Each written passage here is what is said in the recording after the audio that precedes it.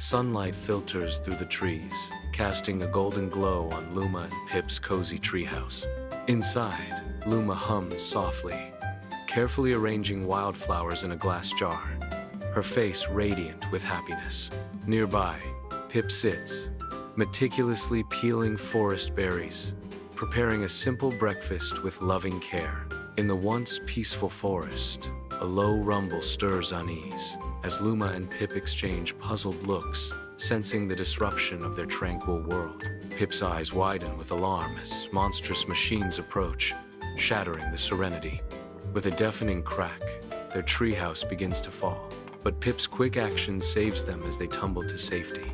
In the aftermath of the storm, a vibrant rainbow arches across the sky, illuminating Luma and Pip in the meadow. Luma and Pip share snacks in front of their newly built home, their laughter echoing through the meadow. Though nostalgic for their old treehouse, Luma understands that their new home is filled with the same love and friendship.